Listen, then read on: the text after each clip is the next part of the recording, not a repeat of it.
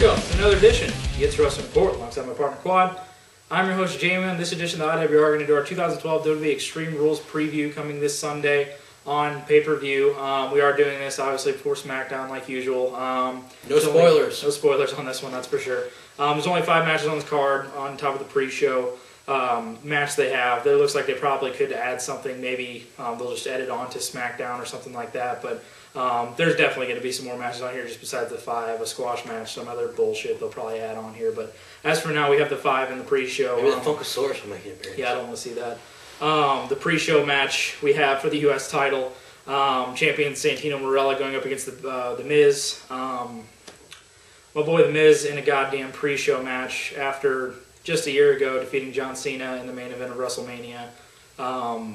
I don't understand how far these guys can kind of fall when it comes to a guy like The Miz. It comes to a guy like a Dolph Ziggler who looked like he was going straight to the main event and now is losing to fucking Brodus Clay and Hornswoggle on a fucking Raw. I mean, these guys that just are immensely talented and guys that can really provide and want to provide. These young guys that want to be up and coming and really do stuff in WWE and have done stuff in the past, but now they just kind of fall off after their runs kind of run out. But which has happened with The Miz, and he got in the doghouse and this kind of shit, and now he's in a fucking pre-show match with Santino for the U.S. title. But nonetheless, I could really see The Miz winning this. I really can't think, outside of maybe WWE wanting us to care about these pre-show matches on YouTube, to have The Miz win it and they'll be like, shit, there's a title change on a pre-show match on YouTube or whatever. We'll have to check that out next pay-per-view or something like that. But I could see The Miz winning this. I guess Santino's just so fucking hot right now. It just seems like he'll probably hold on to the title and just, everybody loves Santino. So Cobra. That's right, the Cobra, and he's, hanging around with everybody up on the top of the kind of card and winning a shitload of matches. But fuck it. I'll go with The Miz winning the U.S. title here. I know they've been talking about having him move up on the card and maybe a gradual build-up again will have to be what we'll have to see with The Miz. But, Santino's not going to go out there and, have a kind of, pay-per-view U.S. title match that can, be something productive out of it. It's going to be the joking kind of fuck around kind of thing. Well, I think if they drop it on The Miz, you could have him get in there, work some more matches, this and that, and just build himself back up, because that's all he's going to have to do now. He's going to have to work his ass off to get back up to where he was. But I hope The Miz wins the title here, gives him something to do, gives him something productive to do, that's for sure. But Santino doesn't need a title. He can be goofy and funny and do that kind of shit. So I'm going to go with The Miz winning the U.S. title. Depends on what the gimmick is. I also see The Miz winning this. Yeah, true. Kind of fall off the face of the earth. Him and Dolph Ziggler literally decided to take some time off, or they're like, fuck it, we're just gonna make them drop the title. They're just focusing on everything. Yeah, that's the thing. yeah. Really focusing on I don't know. I see The Miz winning this. He needs to start doing something. Like J-Man says, Santino's so hot right now. It's kind of hard to see Santino drop this, but we also see freaking Zack Ryder drop the U.S. title too, and he was hotter than fire. That's so true. I see The Miz winning. Yeah, more than likely. I mean, Santino will probably win this, but just for making sense, do something interesting on the fucking pre-show. They have these pre-show matches now. Might as well make them fucking watchable and something happening out of them. I think it would make a lot of sense to just drop it on, especially since Miz isn't doing jack shit. Santino doesn't need a title. He could do out there and do his thing every time. But that'll be the pre-show match. First match up on the official card, we have for the IC title between Champion, The Big Show, and Cody Rhodes. The gimmick for this is yet to be determined. Obviously, Extreme Rules, everything has a gimmick match on it. As for the gimmick, I've been trying to think of what they could do outside the other thing. We have Falls Count Anywhere, 2 out of 3 falls, street fights, Extreme Rules matches. So everything's going to be basically ending with a pinfall. So what's up? They could do a chair match or a table match. Yeah, maybe a table match. If they did a ladder match, that would just be hilarious just to fucking see Big Show have to do that. Or maybe a last man standing, because that would make it to where if Cody could possibly come out of here as the winner in this, you could have it to where Cody doesn't have to pin the Big Show, which would obviously be something to where if Cody's going to win the match, he's probably going to end up winning it without, fucking pinning him or some shit. If they do a fucking submission match or some bullshit like that, it would just be ridiculous. I just don't want to see these, young athletic guys that don't need to be in there with guys like the Big Show. You can't focus your talents and really show what you got in there with the Big Show. You just can't maneuver him around to be able to do everything that he does. They're going to try to do something out of it, but you just can't do that. I think it makes a lot of sense to put it on Cody Rhodes, back on Cody Rhodes. I know they wanted to do the whole fucking making a memory out of, Big Show winning the title at WrestleMania, but he doesn't need this. He doesn't need this run. He don't need to do anything. Just do what he always does. He's there. It's just what it is. But it's really hard to decide who wins out of this one. I know it probably looks like every kind of pay-per-view after WrestleMania looks like all the champions probably just continue their runs, but it ends up to where some flip-flops and, you know, you have some title changes, and I really don't see it. It doesn't seem to me like it'd just be all straight title retains out of all this pay-per-view. Something's got to end up flipping, flopping. That doesn't even make sense. But this one could really make sense out of giving it back to Cody, but it really depends on what the gimmick is. It's really hard to tell right now because I really need to figure out what the gimmick is for that. But if it leans toward the Big Show, obviously the Big Show's probably going to win if it's a submission or a fucking where it has to be a pinfall kind of thing. But if it's something to where Cody can kind of do a cheap kind of get out of it and somehow get the title back like a last man standing and do some weird move to where Big Show's out of it or have somebody come help him or some shit like that, I could see Cody win it. But for the time being, it's kind of hard to tell what's going to end up coming out of this. This is going to be a normal match. There's going to be no gimmick. Because there's got to be a gimmick. They're talking about it. Doesn't matter. Doesn't matter. Big Show doesn't. You can't have a gimmick with Big Show. Like, where's the first blood match? Let's have that. There's no blood, dude. Can't do that. I'm very disappointed. Yeah. This is very disappointing. It's Extreme Rules. There can't be any blood. Extreme, so there's no blood. Extreme. Wasn't there like Extreme Championship? We're not going to talk about that because you're going to get all boner and then get all excited and cables going to pop up in the air. I just see Cody win this. I just see them saying, screw you, Big Show. I actually see Big Show retiring here soon. He's been in the company so long. I guess they may just give him, here you go, here, one more run, have fun. Just enjoy it. I don't see him holding it long. I see Cody doing that, Cody winning this and this, seeing how long he can hold it. Yeah, I mean, it makes a lot of sense for Cody to just get the title here because, I mean, he could do so much more with the IC title as we made fun of and said, it's the workhorse title, so you give it to the Big Show. And it's like, you just don't do that. Either give it back to Cody or put Cody in a world title match and have Dolph Ziggler in there. Just start using these young guys where you should. Don't be putting a repeat to the... I understand Jericho and Punk, that's a great feud, the Sheamus, Daniel Bryan, but after a while you need to put some fresh faces in there. Like, bring back The Miz, bring back Dolph Ziggler, Cody, use guys that actually know what they're doing. Don't put like a John Cena. I swear to God, if I see John Cena in a world title match, holy hell may it break loose on the IWRshow. Squad raging time. But yeah, I totally agree. If you're not going to end up putting the title back on him, you need to progress with these guys. You give him that lengthy over 200-day title run and you don't do anything out of it. You need to progress out of that. But it'll be interesting to see what gimmick ends up coming out of that match for the IC title. Next matchup, we do know what the gimmick is. It is a Falls Count Anywhere match between Randy Orton and Kane after their disappointing match that they had at WrestleMania, continuing this feud that does not need to continue in this story that is just the fucking most chopped together, forced, just piece of shit story that they could possibly do to make sense out of any of this. And, you know, adding in fucking Bob Orton and then adding in Paul. Oh, yeah.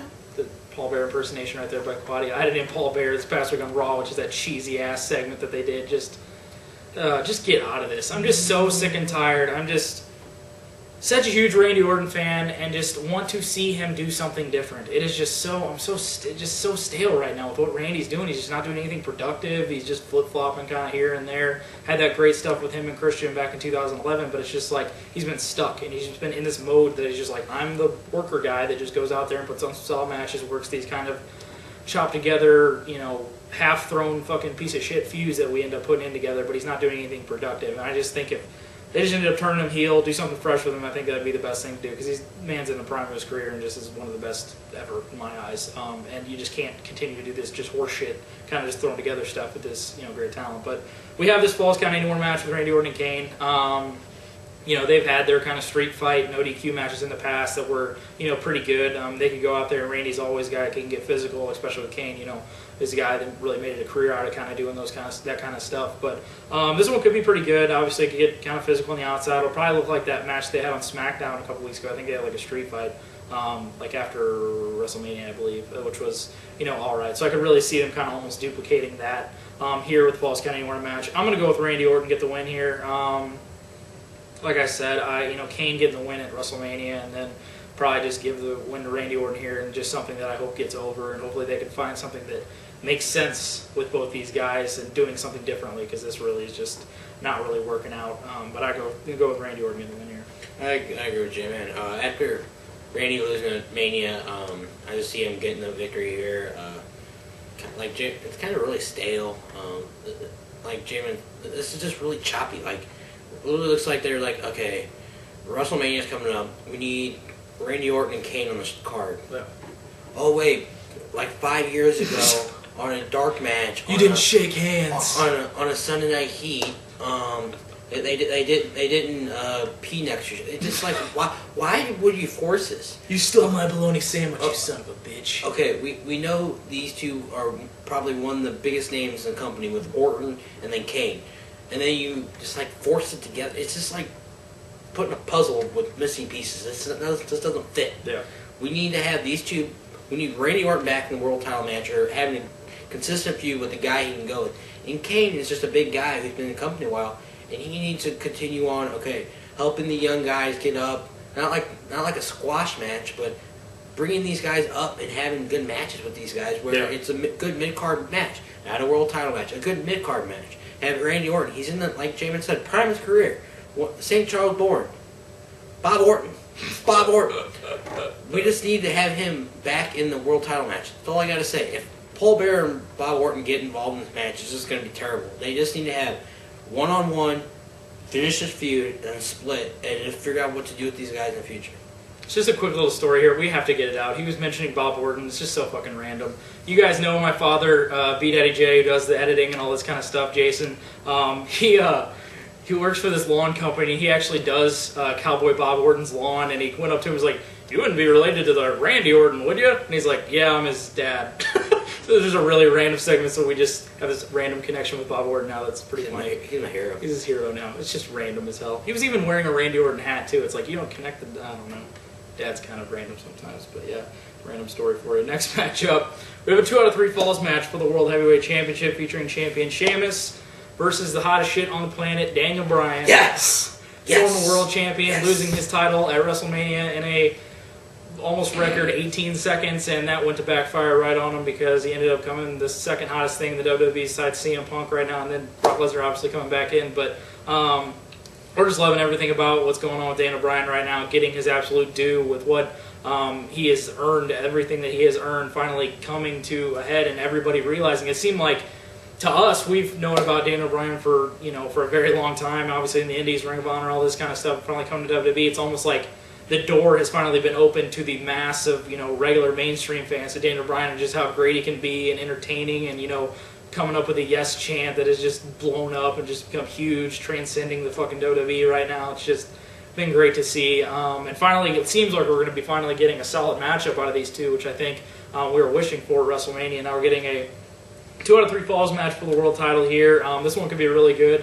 As I said at WrestleMania, if they go in there and have a 15 to 20 to whatever, how long minute match they could possibly get with Daniel Bryan in there or Sheamus, I really think Daniel Bryan could provide Sheamus with his best match of his career because, Sheamus is really in there with those kind of guys like a Daniel Bryan who make him work his ass off, which he'll probably have to being in there with Daniel Bryan. But this will probably obviously go to 3 falls. I'm going to unfortunately have to go with Sheamus retaining the title here. I know that I would absolutely love to see Daniel Bryan. Obviously, that'd be my choice. But they'd really want to keep it on Sheamus. The guy's still hot, even though he, fucking had Daniel Bryan just go bolt right over the top of him after WrestleMania. But, I mean, he was the guy definitely going into WrestleMania that everybody was behind, wanting to see him win the world title. And they'll probably continue with, run here and see how it goes. But I really think the smart move would just be put the title on Daniel Bryan and turn him face. I mean, it would just make a ton of sense because people, it's just like with CM Punk. He got so hot when he was, a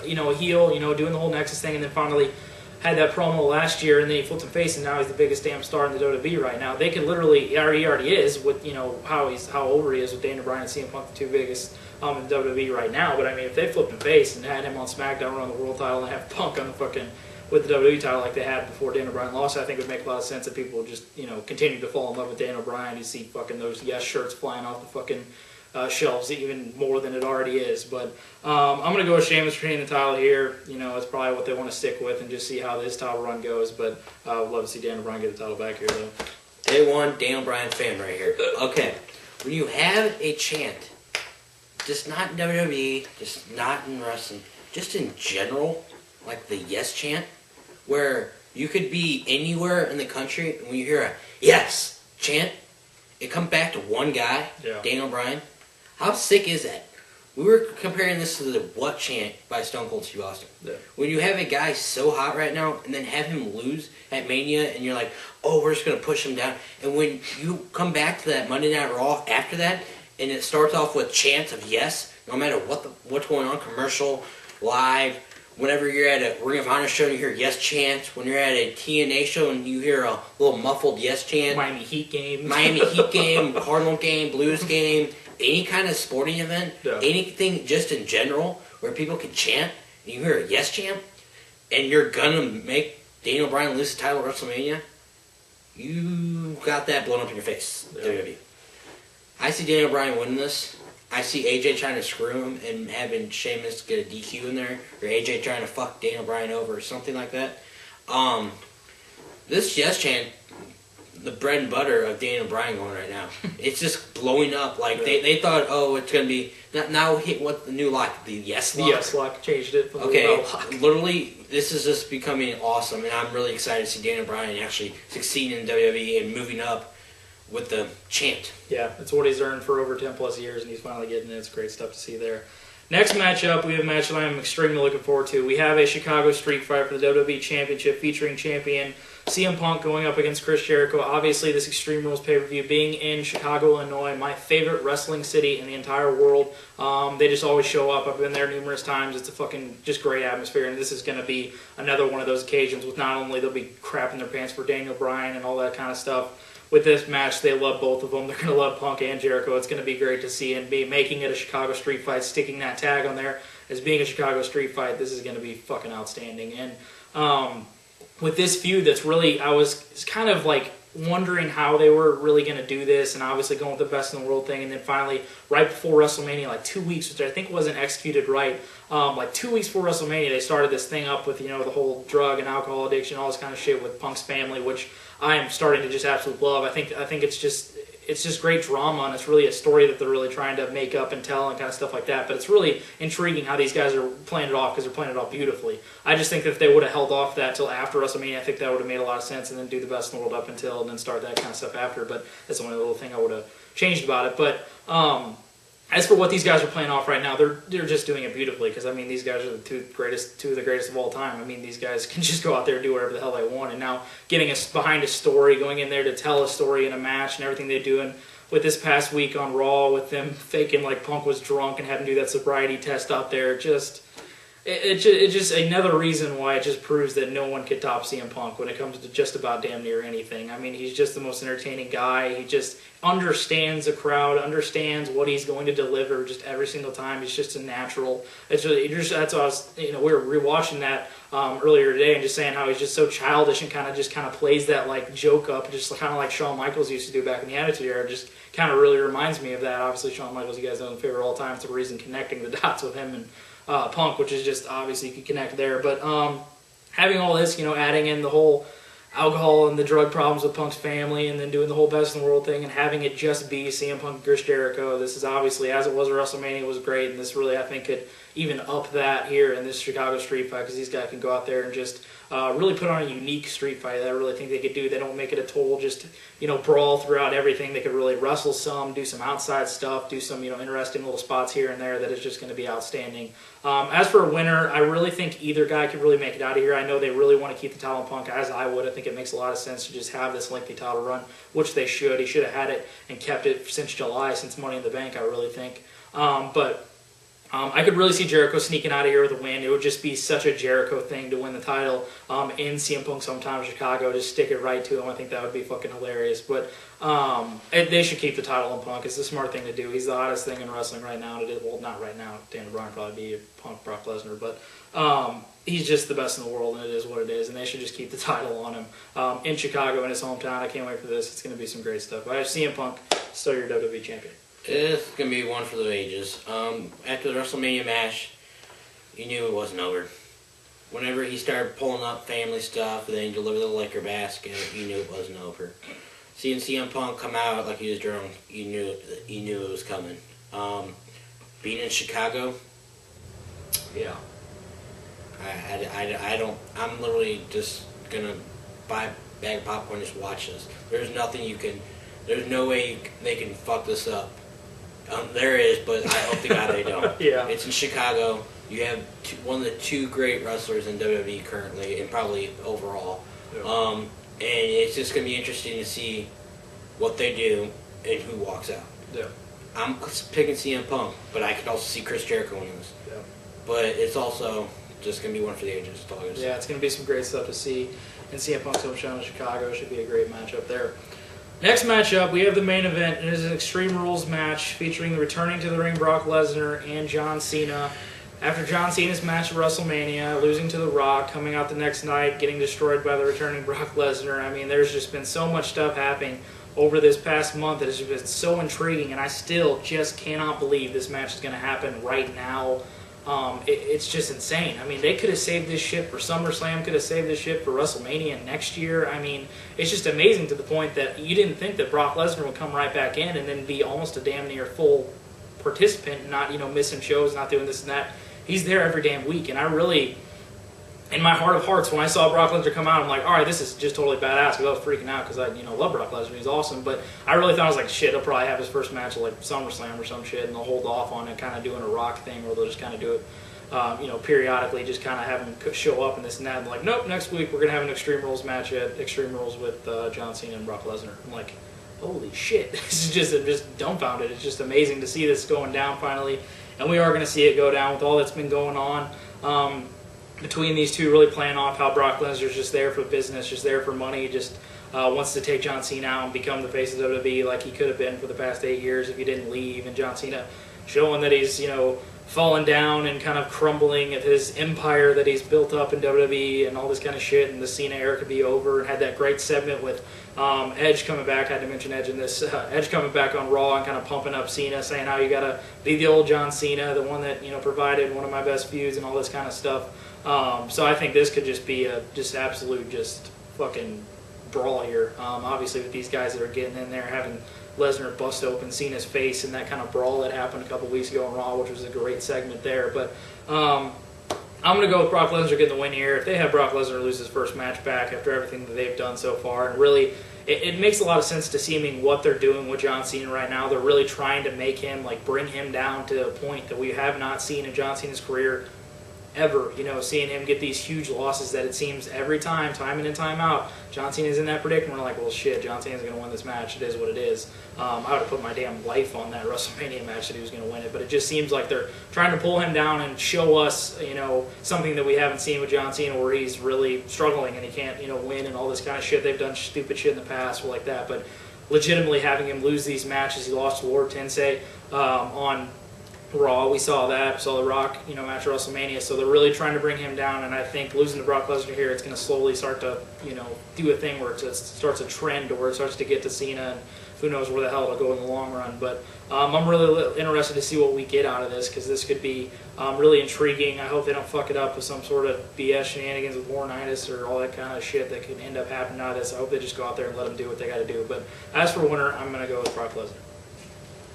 If you told me day before Mania that Extreme Rules was going to have Brock Lesnar and John Cena in the main event, I probably would have laughed your face. Yep. To be straight up with that, I probably just laughed you.